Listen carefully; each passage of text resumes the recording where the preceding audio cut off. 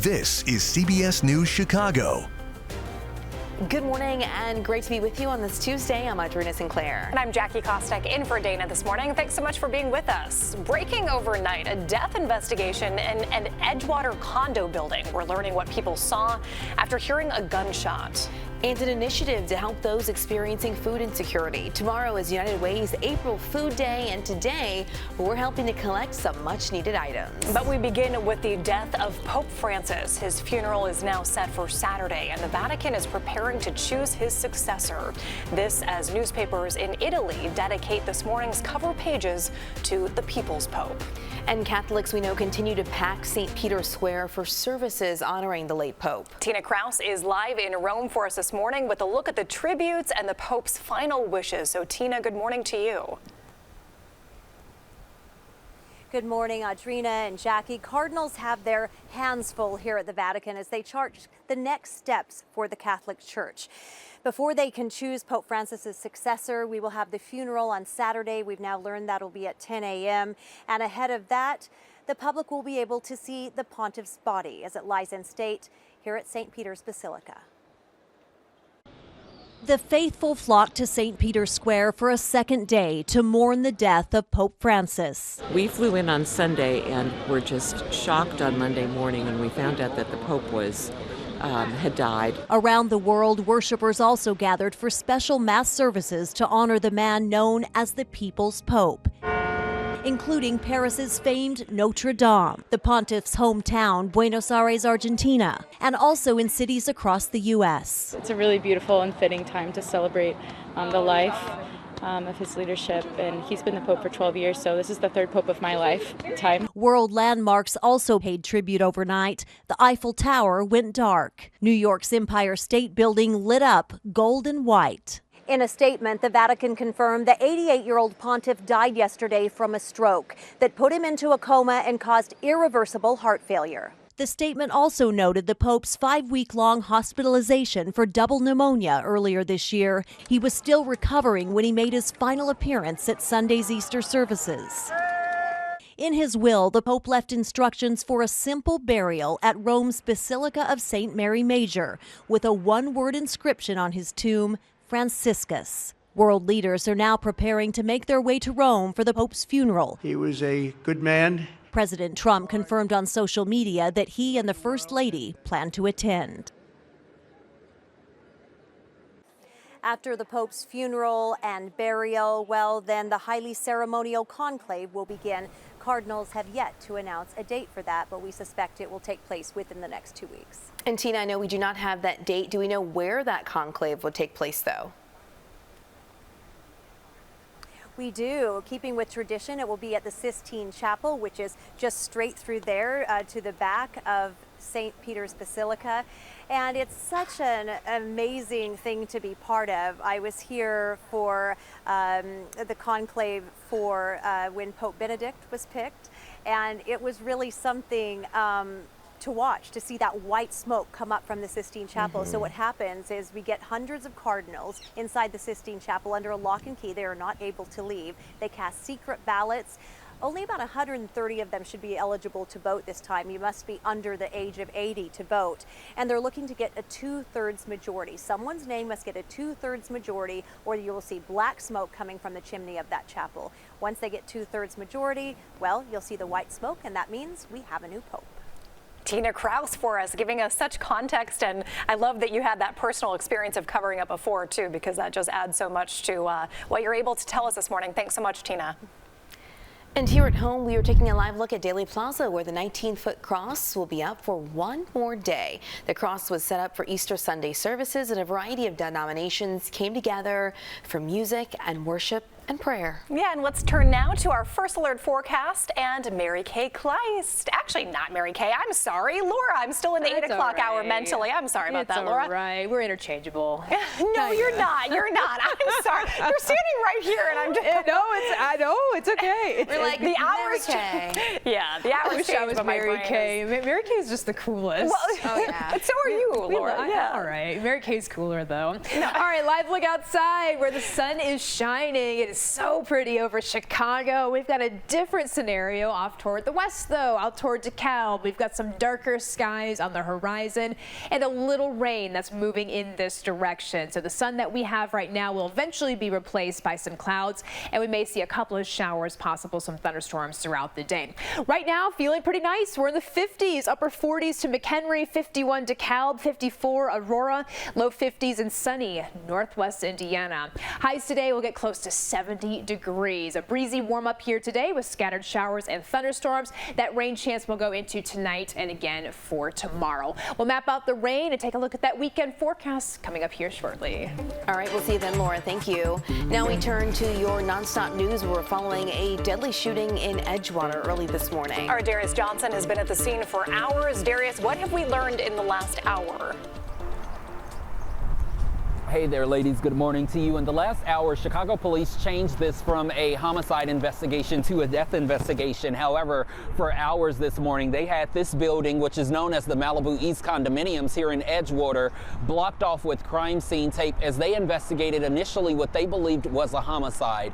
Take a look at this video that we've been able to gather. Chicago police say just before 2:30 this morning, they responded to a call of a person shot. Upon arrival, officers located a 37-year-old man at the back of the building lying on the ground with multiple gunshots to his leg. He was transported to St. Francis Hospital where he later died. At the time, Chicago police could not confirm if the shooting happened inside or outside of the building, but in this video you can see officers going in and out of the building, as well as officers seen on the side of the building searching along the lake with flashlights. That's also where we saw a large pool of blood with a bloody t-shirt and a bloody $10 bill along with bloody footprints leading into the building. Here's what we heard this morning over police radio. The doorman states that the engineer heard a gunshot, then noticed a pool of blood with a phone and book bag. No person was seen. Again, at this time, it's unclear if Chicago police are even searching for anyone. No one is in custody at this time, and we're still waiting on the medical examiner to identify the person who was sadly killed. For now, we're live in Edgewater. I'm Darius Johnson, CBS News Chicago. All right, Darius, thank you for that update there. We appreciate it. Also breaking overnight, just a horrible story this morning. A newborn baby found unresponsive at this apartment building in the back of the Yards neighborhood. This is near 47th and Damon, and police were called here around midnight. The baby was taken to the hospital, but they died. The Cook County coroner did not give an update on the baby's name or gender at this point. It's also not clear what led to the baby's death or who left the baby there. Part of I-65 is back open in northwest Indiana after a semi-truck caught fire. State police say a mechanical failure sparked that fire on the truck, which was carrying flammable materials. This happened in the southbound lanes yesterday afternoon near DeMott. Crews were cleaning up and making repairs up until early this morning. The civil trial begins today on the wrongful raid of an innocent family in Chicago that sparked a years-long CBS News investigation. The Mendez family, you may remember them. They're suing the city and several police officers over that 2017 raid they say left their children traumatized. The family specifically talking about officers, which you see in this video, pointing guns at their then 9- and 5-year-old sons in their home in McKinley Park. A CBS News investigation that Jackie just mentioned, it was years long, and it found that home was raided after police took an informant's bad tip on a suspected drug dealer and then never verified the address was correct. Next thing you know it, I look back and I just see the cops coming through our door. With guns? Yes. All like assault rifles. That's Peter Mendez, now a teenager, and he will testify in front of the officers that entered his home that day. Those officers will also testify before a jury. Opening statement set to begin at 9 a.m. at the Dirksen Federal Courthouse. We do want to note that CBS investigation into wrong raids like this one led to police reforms, including changes in how search warrants are now executed. As we keep an eye on your world on this Tuesday morning, the Supreme Court is hearing arguments on 2 cases today. The first involves a challenge by a group of Muslim and Christian parents from Maryland. They want the right to be notified if their children will be taught from certain books they say contain LGBTQ+ themes, and they want the right to opt their children out of those lessons, saying it's part of their right to religious freedom. So they take issue with 5 children's books that have LGBTQ+ characters. They're aimed at students in kindergarten through 5th grade. The parents in this case say they're not comfortable having their children exposed to these storylines at an early age. Our hope is that the justices see that this is a common sense. We're not asking for anything special, and that they restore the opt-out for parents so they can parent. The county, though, the school system has refused that, and lower courts have so far agreed. The outcome could be different, though, at the Supreme Court, dominated by conservative justices who have repeatedly endorsed claims of religious discrimination in recent years. And we are monitoring a high-profile case near Boston. Opening statements have started in the retrial of Karen Reed. 45-year-old Reed is accused of killing her boyfriend, a Boston police officer. Prosecutors say she was drunk when she hit John O'Keefe with her car back in 2022 and then took off. But defense attorneys say Reed is being framed for his death by several people, including law enforcement. Reed pled not guilty a second time to second-degree murder charges and other charges. In the first trial, the jury could not agree on a verdict. And the man who killed 23 people in a racist attack at an El Paso, Texas Walmart will spend the rest of his life in prison. This is 26-year-old Patrick Crucius. He pled guilty after local prosecutors took the death penalty off the table. Crucius says he targeted Hispanics when he opened fire back on August of 2019. Now he's already facing 90 consecutive life sentences after pleading guilty to federal murder and hate crime charges. And Palestinian activist Mahmoud Khalil missed the birth of his son yesterday. And now his wife says he has been denied temporary release to see their first child. Khalil's wife told CNN she asked ICE to let him out of the detention center in Louisiana to attend the birth, but was denied. The Columbia University graduate is a legal permanent resident of the U.S. He was arrested last month on orders from the Trump administration after he played a central role in protests against Israel's war on Gaza on Columbia's campus. And Harvard University now suing the Trump administration after the White House threatened to freeze more than $2 billion in grants and contracts there. Now, this comes after the university already refused to eliminate DEI programs and other demands. Harvard's president says the actions by the Trump administration have stark real-life consequences for everyone tied to its campus. Northwestern, by the way, has also seen federal funding paused. A new center opening today focused on keeping men out of prison. What's being provided in hopes of offering not only an alternative, but also a healthier option. And an Elgin Middle School is getting a big makeover. It's the third one as the school district looks to improve several buildings.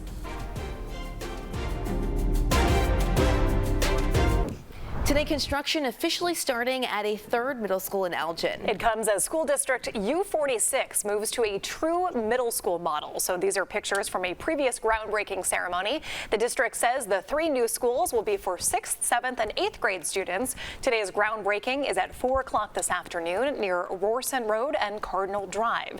Once the schools are done, District U46 plans to retire some of the old buildings. Oh, good. Students get some new spiffy digs. That's good. It's always good. It kind of helps learning too when it's like a pristine new space. Oh yeah, that's especially when you don't have to deal with heat issues or air conditioning issues, all that. Yes, absolutely. Also happening today, history is being made in South suburban Hazel Crest. The first woman is being sworn in as mayor of the village. Sandra Alexander will officially become the mayor at 7 tonight at Hazel Crest Village Hall. She has been a public servant in the village for decades, starting as a 911 dispatcher in 1994. Love the story. She broke barriers as the first full-time African-American person in the village's administrative offices. Before becoming mayor, she was elected trustee in 2023. I love the stories of somebody who started at like a lower rung position and just kept working their way up. It's like the very steady ascent. Oh yeah, it's so cool. And then it also shows just like that longevity, put in the work, do the job. And loyalty. Yeah, for sure. And also, you know, I'm just thinking about anyone in Hazel Crest, like when a young girl can see a woman as the mayor of where they live, it's also just inspiring too. 100%. Okay. What's also inspiring me to get outside today is the fact that you don't have to wear a thick coat. Because I feel like yesterday it was still cold enough. I'm like, oh man. Yeah. I know, and it's sunny out. Which Yeah, is it's pretty. It's really nice. Finally, we've really turned the page, and we've got at least several days in the 70s. Before, it was like 1 or 2 days here or there, and then it got down to freezing. In fact, I'm not forecasting any temperatures near freezing here this week. Showing sunny skies in this direction. A little farther west, though, a different setup as we've got some showers moving in this direction. Not expecting a big rain chance today, but we do have the chance for rain, thunderstorms today, tonight, into tomorrow. Things are warming up, though. We're going to the mid-70s through Wednesday and Thursday. Friday is going to be the day that we've got our best rain chance and that best chance to see some wet weather across the entire area. First alert radar right now. Been watching this area of rain all morning long. It's now getting into the parts of our area, mostly off toward the west, out toward DeKalb County, and we're likely going to see those sunny skies get wiped clear with some clouds here soon.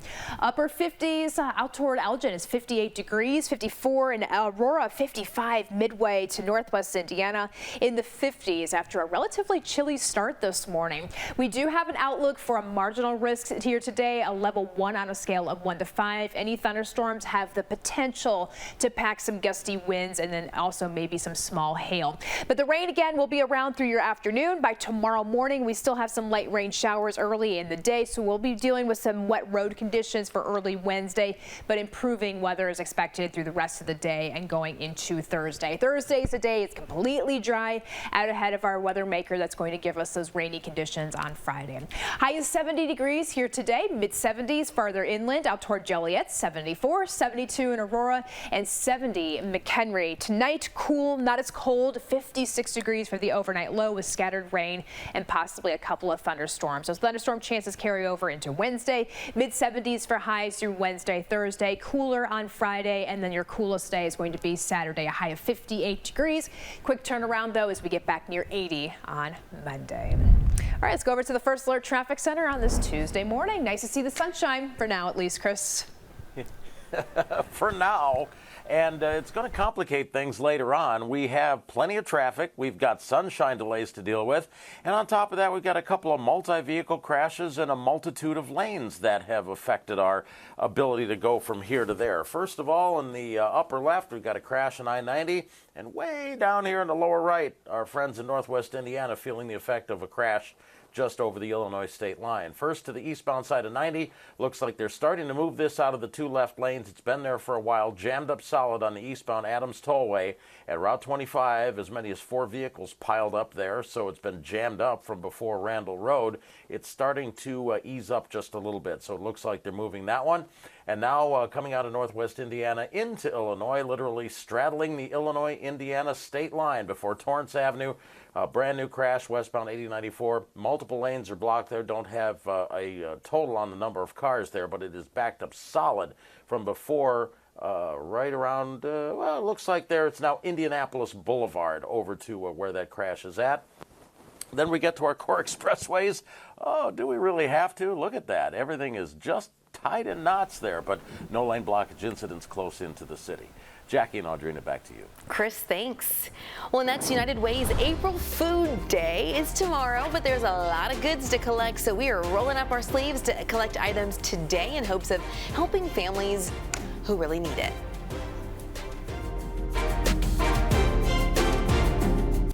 Well, tomorrow is United Way's annual April Food Day, which I keep thinking we're saying fool, but it's April Food Day. Yeah, there's no fools in here. Well, I might be kind of a fool. No, you're not. So it's a day to collect food to share with those experiencing food insecurity in our community. And CBS News Chicago is a proud partner and sponsor of this event. And we're talking about it today because ahead of tomorrow, we are taking the CBS trolley out again. Yes, stopping at different schools participating. We've already hit a few so far. Our Marissa Perlman joining us live now from the latest stop, which is Solario Academy High School. So Marissa, good morning to you. I gotta ask, because every year that trolley fills up so quickly, how full is it right now? The trolley is looking good, Jackie Audrina. So good to be with you. We're about half full right now, and our Solario Academy friends are really helping our cause. Solario, how you doing this morning? They have brought the food donations and they have brought the school spirit as well. Our friends are going to start loading up our trolley. Thank you guys so much for participating in this. One of the best parts about this day Let's go. All right. One of the best parts about this day, guys, is we get to highlight our amazing district schools and the incredible programs that they bring to our community. I want to bring in Athletic Director Andres Hernandez. Thank you for being with us bright and early. Thank you for having me. Talk to me a little bit about what makes Solario so unique in its programming. So Solario is unique because it's an eclectic school. It has so many pockets of attitude, so many pockets of philosophies here. Out here, we just have STEM, we have debate, we have music, we have cheer, we have sports teams everywhere. Like, it's a school that never sleeps. A little bit of something for everybody. How has it been to kind of coordinate the donations, have everybody come together for this good cause? It's been great. It's been smooth. These kids are very willing to give out, give a lending hand. And again, it's pretty easy as far as because these kids are just they always want to work. Yeah, I can feel the energy as well. I want to bring in Lupe here because she's one of our soccer stars here at Solario. What do you guys got going on at the soccer team? Right now we have one conference and we are trying to win state right now, so it's going to be a big accomplishment for the girls. Amazing. Okay, we are rooting for you guys. You guys practicing hard? Yes, absolutely. We can't wait to see you guys shine. All right, and Yami, you guys are, Yami and Anthony here. These are part of our STEM students here at Solario. Talk to me a little bit about what you guys are working on. Well, right now we are pretty busy trying to finish all of our classes. We graduate, I believe, this May. Yeah, we'll be graduating like in 2 weeks with our associate's degree from Daly, which is graduating with an associate's degree in computer science and graduating with our high school diploma. Oh my God. Okay, so that's amazing. How are you guys excited for this new chapter? That's a big change. Yeah, we're really excited because we get the advantage of going into college, a 4-year university with two years of credits. Okay, and talk to me about, as you're graduating, you look back on your experience here. What is a memory or two that sticks out to you about what makes this campus so great? Yami, we'll start with you. I don't know, there's so much to say. I just feel like the atmosphere that Solario brings in is just like pretty cool. I feel like it's pretty hard to be like very family oriented in like such a big high school, which I feel like Solario just accomplishes that a lot. Yeah. Anything else? Having the opportunity to give back to the community and just being around, so being able to support us. Thank you guys so much. What an amazing day to spend with you guys. A great morning. Thank you all so much for your incredible donations. One more big shout for Solario. You did it. All right, guys, we'll send it back to you. We're out from Solario. All right, Marissa, thank you. Jackie and I were just saying we're always so amazed by how just well articulate and just passionate the students are. Thank you so much. And congratulations, so many accomplishments too. Yes, oh, they yeah. are. I love what Marissa said too. We are out from Solario, so they're going to load up the bus. They're going to move on.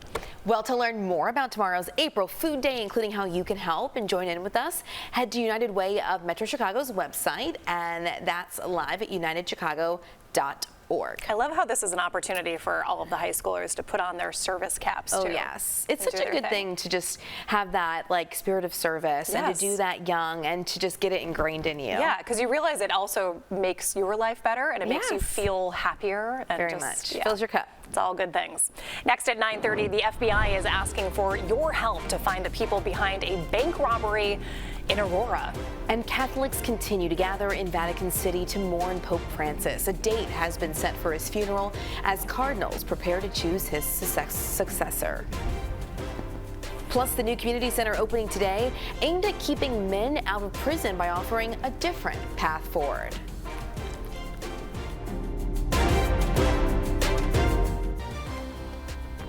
This is CBS News Chicago.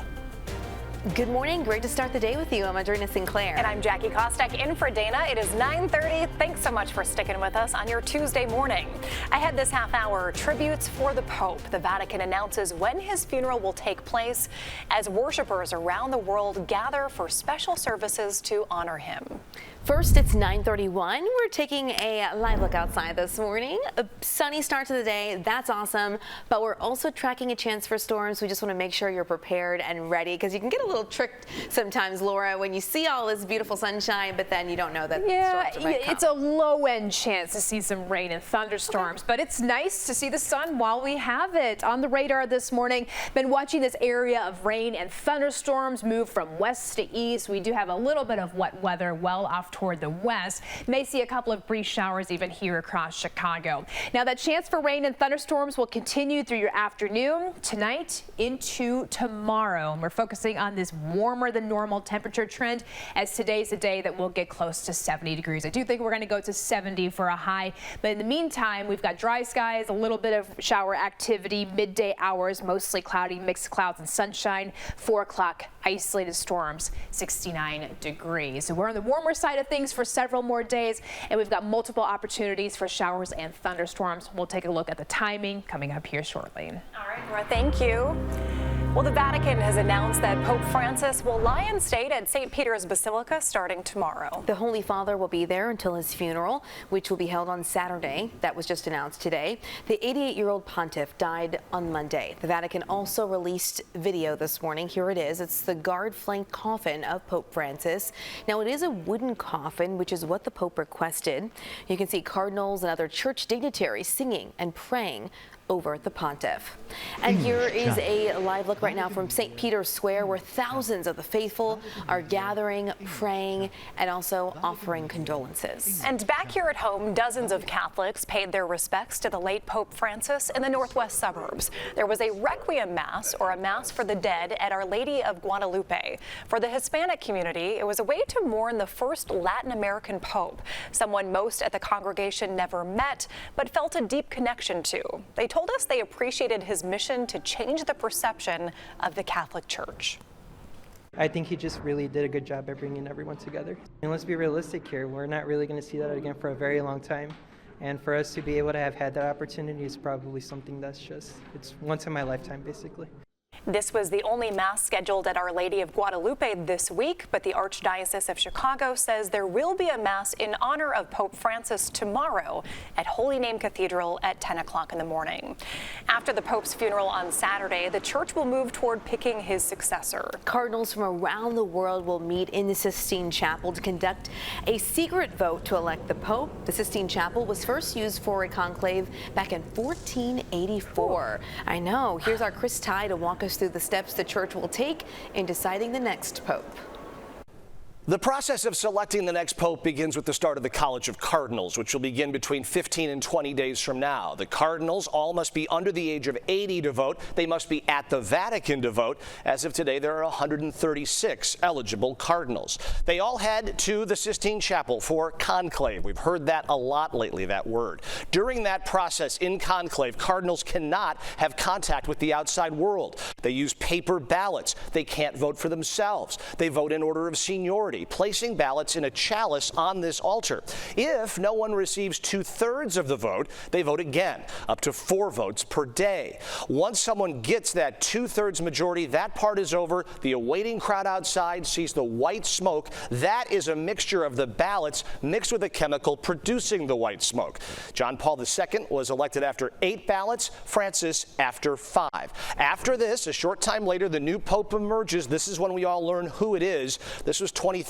We learn who the person is, what name they've taken. They speak to that crowd all assembled at the Vatican. It was 12 years ago that we did this the last time. The question is this time, who will the church choose to replace Francis? Here's what we're learning. Cardinal Peter Erdo of Budapest is the first face here that you see. Strong support of the European cardinals who make up the biggest voting bloc.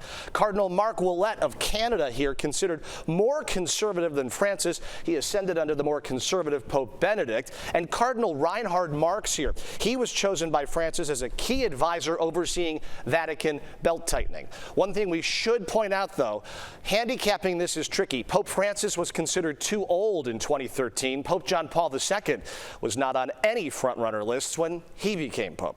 Back to you. Chris, thank you so much. Appreciate the breakdown. That was really helpful to understand everything.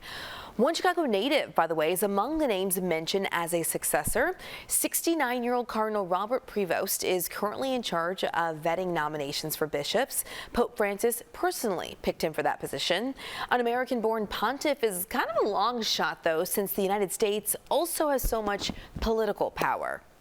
And new this morning, the FBI is asking for help finding a bank robber. This happened in Aurora, and they say the man walked into a Fifth Third Bank on Ogden and Albany around 2:30 yesterday. Officials say he asked for money and then took off. You're looking at some surveillance photos of him. The man wore sunglasses, a black hoodie and sweatpants, brown work boots, and carried a black plastic grocery bag. No one was injured, but you can report tips online at bankrobbers.fbi.gov. Well, neighbors are fed up after chaos and stunts took over the streets in Lakeview. And now they say they want something done about it.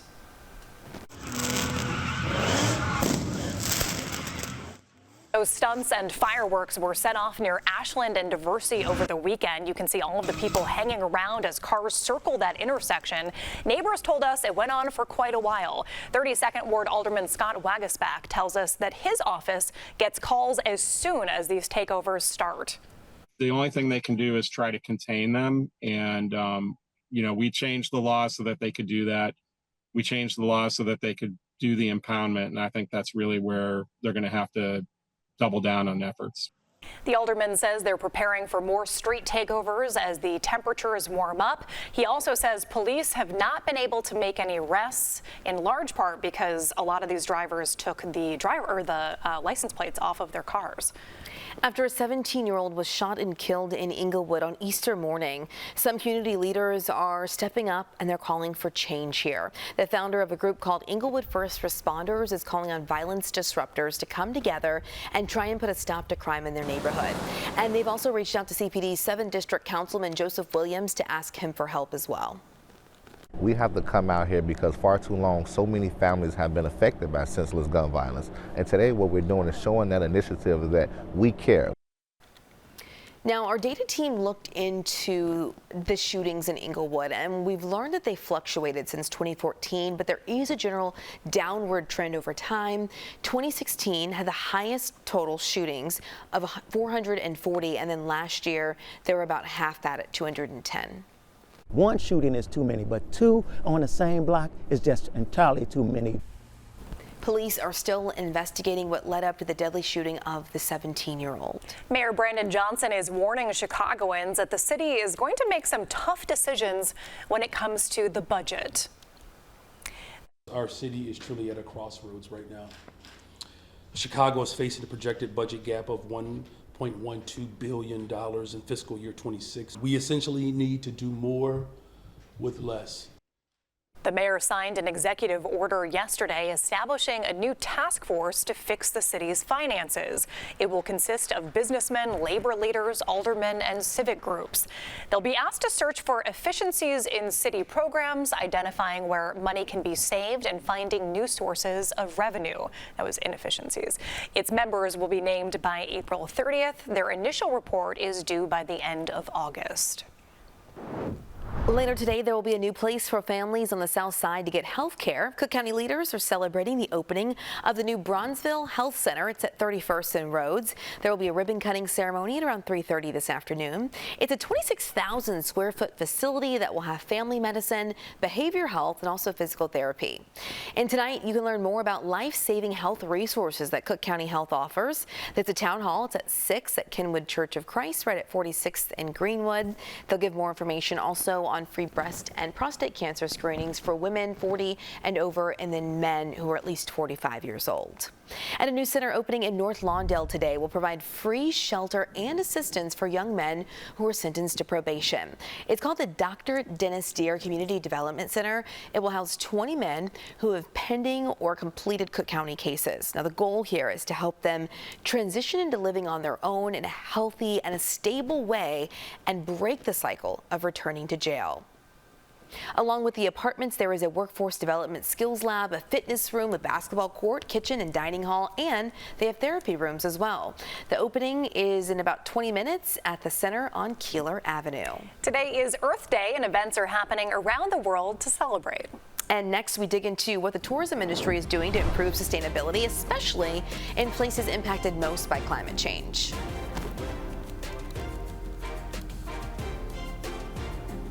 Well, today is Earth Day, and it started back in 1970, and it was all about giving the world a moment just to pause and consider the health of our planet and how we can best protect it. Many in the tourism industry are deeply concerned about climate change and other threats to our environment. So CBS News correspondent Wendy Gillette reports on a couple of initiatives aimed at improving the world around us. Marine biologist and owner of Wavelength Reef Cruises, John Edmondson, has pioneered a new way to help regrow damaged coral on the Great Barrier Reef. Coral bleaching has been caused by climate change, which is caused by human greenhouse gas emissions. Scientists say those emissions are warming the world's oceans, causing some reefs to die. The bottom bit's alive, but a lot of that fragment is dead. Edmondson and his wife Jenny collect broken coral, grow the pieces in nurseries, refragment them, and then use a clip Edmondson designed to replant them off the northeastern coast of Australia.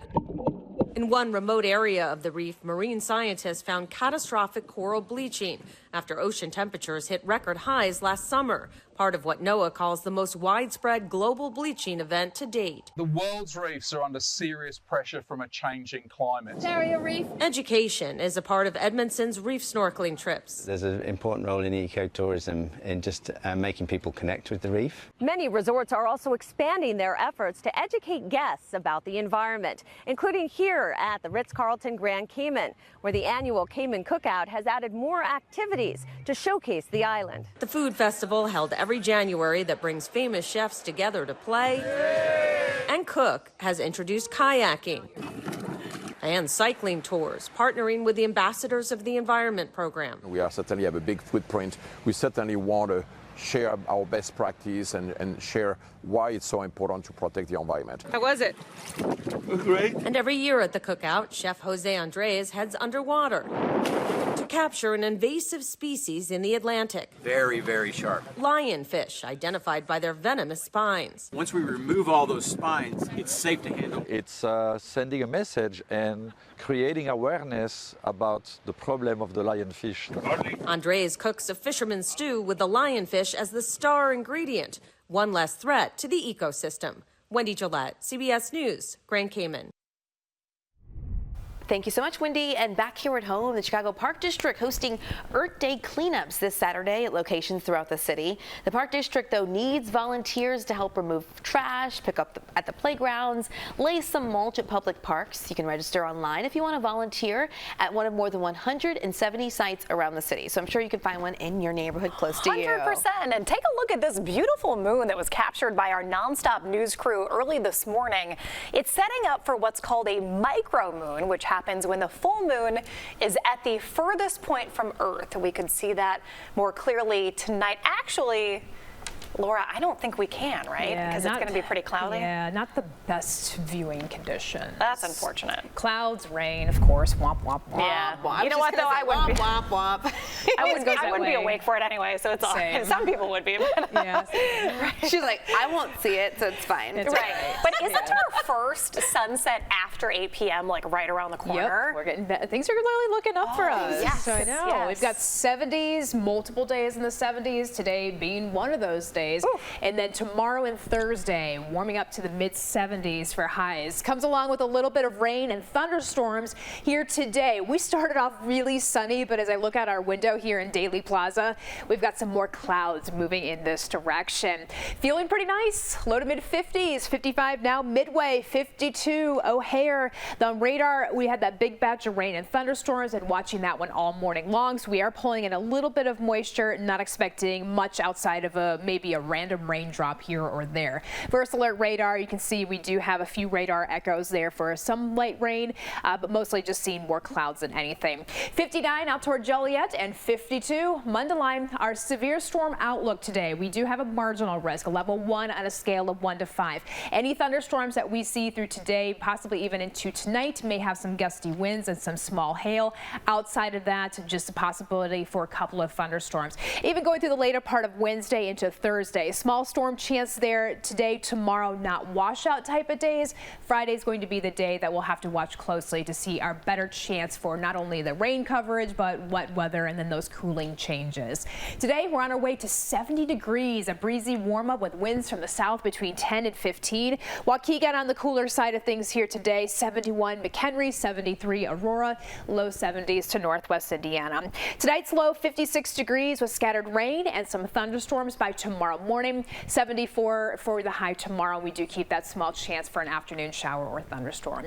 7-day forecast, dry on Thursday, coolest near the lakefront, and will continue cooling going through Friday into Saturday. Saturday, the coolest day, not too cold though, 58 degrees, but along the lakefront, definitely going to be cooler in the low 50s there. 67 on Sunday, and then we're headed up near 80 degrees for next Monday. Active storm chance there once again. All right, first alert traffic. Chris, how are we doing at the hour? Well, I wish I could say that things are starting to get better, but it all depends on where you're at, whether it's getting better or actually getting worse. Off to the maps we go, and we will see that down here coming out of northwest Indiana, we now have about an 8-mile parking lot. And here's the reason why. Did a little background checking on exactly what we've got going here. It's a crash and a fuel spill involving an SUV and a semi, and unfortunately one of the side tanks on the semi was holed, and it has been leaking diesel fuel onto the pavement there. So the fire department, state police, IDOT, whole 9 yards, everybody is there. 2 right lanes are blocked westbound 8094 before you get to Torrance Avenue. It is absolutely packed before you get to Klein, all the way back to Burr right there. So the passenger vehicles, you may want to take Ridge and get on at Torrance, and you will miss the mess.